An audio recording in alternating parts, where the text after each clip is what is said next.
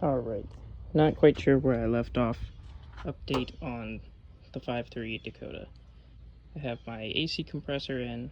I was going to try to route AC lines, evaporator, dryer, expansion valve, and condenser for 666.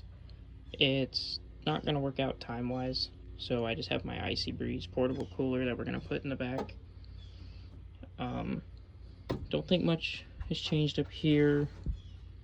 Holley, high ram, everything else seems, as far as I remember, still good. But since I'm not doing air conditioning, we are going to put nitrous in. So the plan is each day for the driving portion, I'll have the driver and passenger Firebird seats in, and then when we get to the track, we'll take passenger out and bolt the bottle in. I'll show you guys how that's.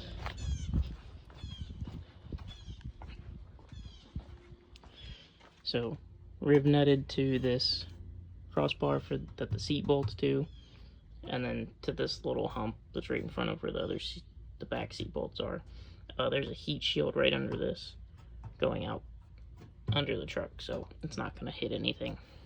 I have my 4AN pointed down with where the pickup tube is on the bottle. This is going to get changed to the NHRA blow-off valve, and then I'm going to have a blow-off tube, blow-down tube that'll go down probably somewhere over here, just outside the frame rail. I'm going to run a line. Don't know if I'm going to go up through the middle to the firewall or down this side into the firewall. But yeah, no AC means more money for nitrous. And hopefully we can run in the 11s, close to what my mom does in her Cadillac. About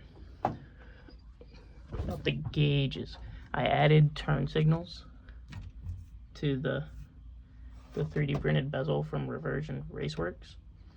So those are wired in so I can actually see. Since I don't have a clock spring, they don't automatically turn off. And then I reached out to them with my file to have this gauge radio delete reprinted in their carbon, because it can withstand heat better than what mine did. But yep, fuel gauge, 12 volt, and then external gauge, which will be for boost.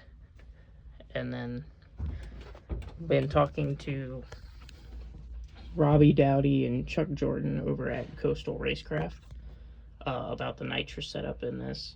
I met them on all of the sick weeks, and we're gonna run this dry system through the Holley to control everything. I'm gonna have inputs and outputs for the pressure gauge, which will go on the purge valve, but the gauge will be on the dash so I can see all of that.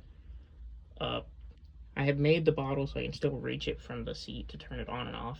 I was going to put it in the bed, but Robbie made a good point to me that if I put it in the bed and I leave this on, then if I have a leaky solenoid and the nitrous gets through to the engine and I go to crank it with ignition on, there's a good chance I'll blow the intake clean off, or I'll blow the gasket out of it.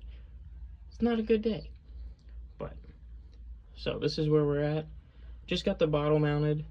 I'm gonna get a rough idea where I want to put everything else, wiring, hoses, figure out where I'm gonna mount the purge valve, or the purge solenoid, and the line for that.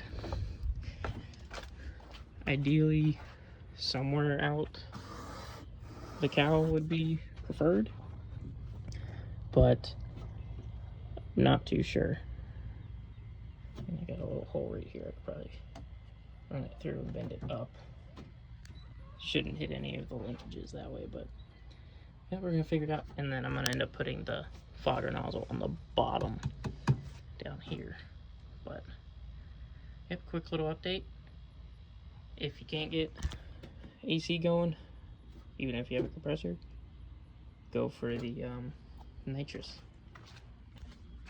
Then also took the rear seats out again, save some weight, also for more storage.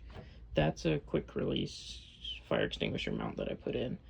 Fire extinguisher is in the garage, but that I really like. That's actually an Amazon piece, but I actually really like that. So yeah, and then I'm probably gonna put arm and disarm purge button in the console or somewhere on this console. I haven't decided yet. I'm still brainstorming that one. But yeah, that's an update.